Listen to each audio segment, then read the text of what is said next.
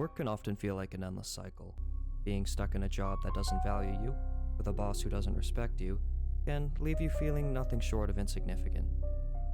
But what if there was a way to simply switch off your brain at work? To skip ahead in time to when you return home and not care about those frustrations because you wouldn't remember them anyway?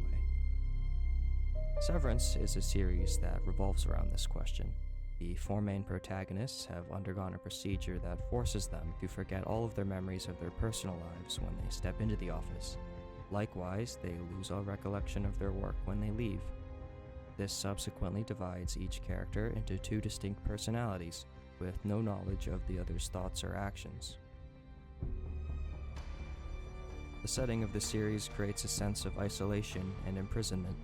Their basement office is a wide-open maze of rooms and winding hallways with no windows or other hints of the outside world, which gives the viewer that feeling of being trapped, shoved away to a far-off place to be forgotten about.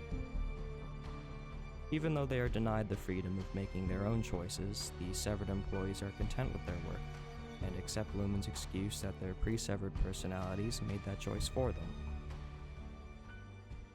Why do you think that Truman has never come close to discovering the true nature of his world until now? We accept the reality of the world with which we're presented. It's as simple as that. That famous quote from The Truman Show, I believe, best sums up this theme. The severed employees accept their role, satisfied by the monotony of their work, and enjoy whatever meaningless rewards the company throws at them for a job well done. Sure, they wonder about the outside world, but that's really all they can do. Lumen's unusual punishments for disobedience make sure the employees don't stray too far from their work. But then we are introduced to a character who does not accept that same reality.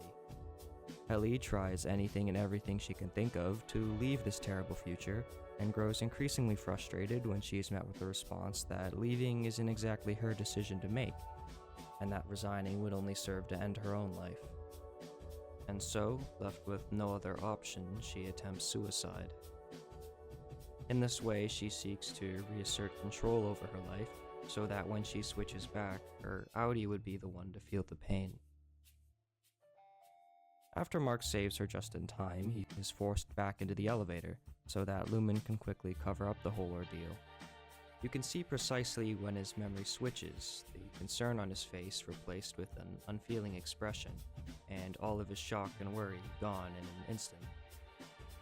We find out later that Helly is actually Helena Egan, the heir to the entire company, who got severed as some kind of a publicity stunt.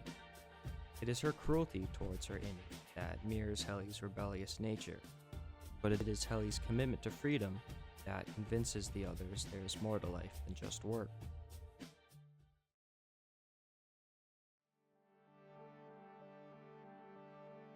But it is this dichotomy of the self that is what makes Severance so different and compelling.